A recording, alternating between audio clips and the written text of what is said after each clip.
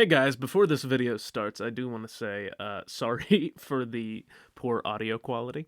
I recorded this in my car between classes. Um, so, yeah. Here you go! New Briarheart O2 content in the year of our Lord 2023. Who would have guessed?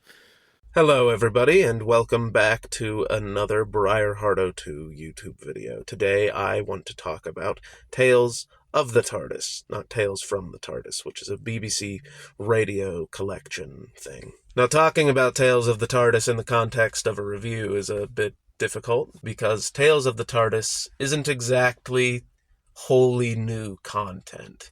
So essentially, Tales of the Tardis is a short series of edited omnibus versions of fan-favorite classic Doctor Who serials, kind of one for each Doctor. Each episode has newly recorded material at the start and end of each episode, essentially acting as introductions and epilogues to the stories, with essentially the main concept being that the companions or characters who featured prominently in the story are retelling these stories to the viewer. Essentially, the series is meant to be a celebration of the show's past by bringing back old actors for new material, as well as it's meant to serve as an introduction for new viewers familiar with the modern show who haven't seen the classic series, similar to the Doctor's Revisited specials from 2013. So in this video, I'm not going to be reviewing each of the individual stories themselves. I'm going to be talking about the newly recorded material and the selection of stories this time around compared to the Doctor's Revisited. Right off the bat, I think everybody who participated in recording new material did an excellent job.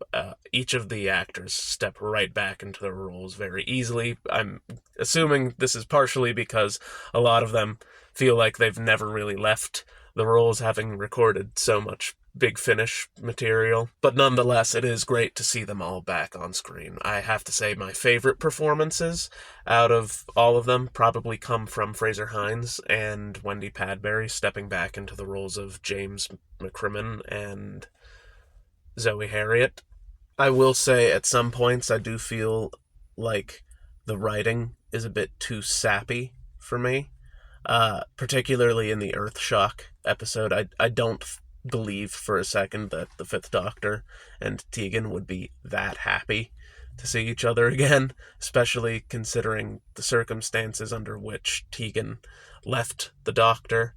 But I think that's more a continued issue from Power of the Doctor. On the opposite side of that, though, I did really enjoy the Seventh Doctor and Ace segment. Ace's final departure from the TARDIS is sort of an area that the expanded universe has failed to cover completely, and we don't really have an answer as to why she left or why she and the Doctor fell out. And we had hints of, what happened with Ace's final departure in The Power of the Doctor, and I think it was easily my favorite scene out of that special, so it's nice to get a bit more of that here and get a bit more of that older Ace and Seventh Doctor dynamic, and of course the actors again just slip right back into their roles. I will say I wasn't fond of the nod to dimensions and time being canon, but hey, you can't please everyone.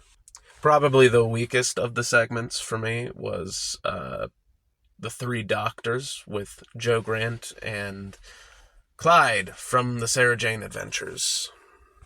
Now, I have nothing against Clyde as a character, but I do feel that the interactions between Jo and Clyde are somewhat disconnected from the story that Jo is telling. I mean, obviously, Jo is telling Clyde the story of the Three Doctors, but they talk about stuff that isn't entirely related to Jo's time on the show and is more related to the Sarah Jane Adventures.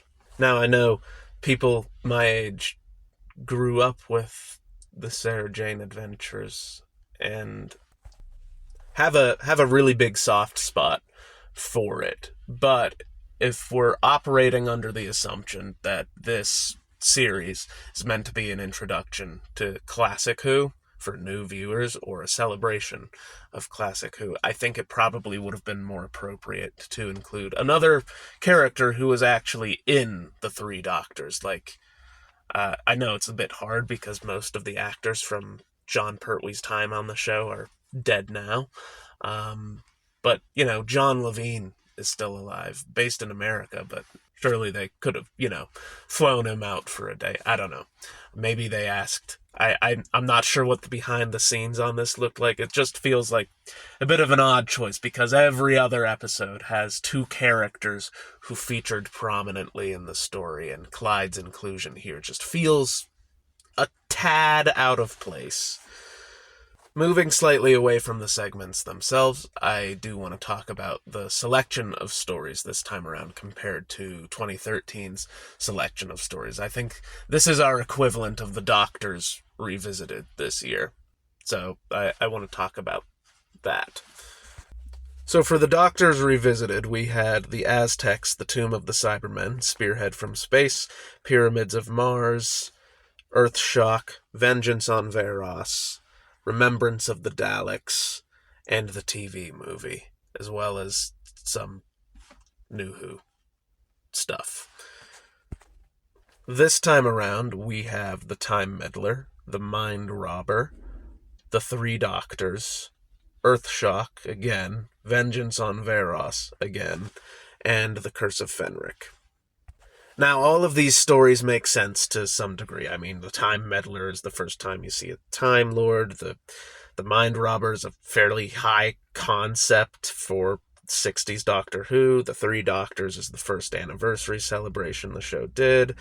Earthshock is a beloved story from the Peter Davison era, although I think they probably could have gone with Resurrection of the Daleks this time around. Vengeance on Varos is the only one that people can stand from the Sixth Doctor run, seemingly, and The Curse of Fenric is a highly emotional, climactic story, sort of the likes you'd find in modern Doctor Who. All of these make sense to some degree. Though I am disappointed that we have two repeats from last time, and I disagree with Curse of Fenric's inclusion simply because of the fact that I think it requires a lot of context for Ace's character that I don't think the introduction really does that well.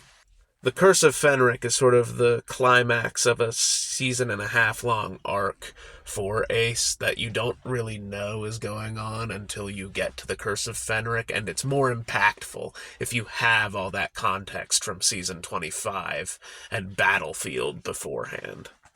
I think a better story from season 26 to do probably would have been Survival. I mean, if we're going based on, what's a similar story to modern Doctor Who, especially the first few seasons, Survival is sort of archetypal to that. You get some of Ace's domestic lifestyle by going back to Perryvale and meeting all her friends.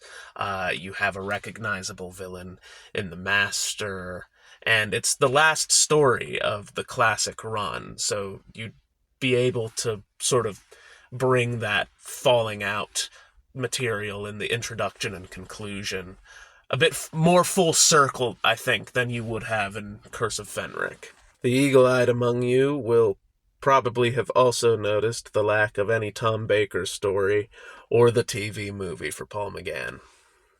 I think with Tom Baker, it probably just was a scheduling issue.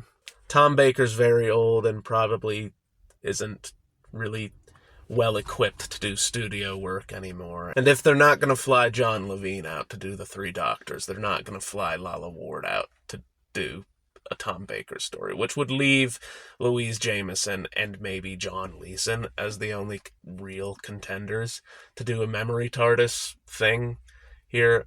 I think it really probably just came down to a scheduling issue. I imagine with the TV movie it was nothing more than a rights thing, and since that's the only Doctor Who story Paul McGann has done on television up until this point. There's no way around that, really.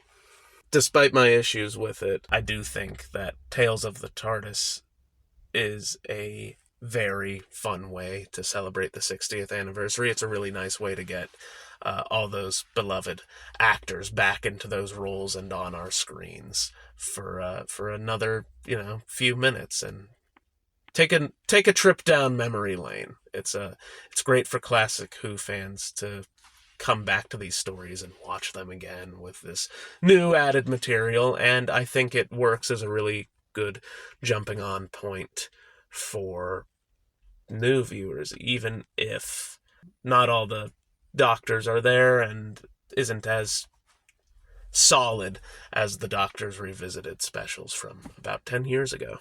I had fun with it, and if you plan on checking it out, I hope you do too.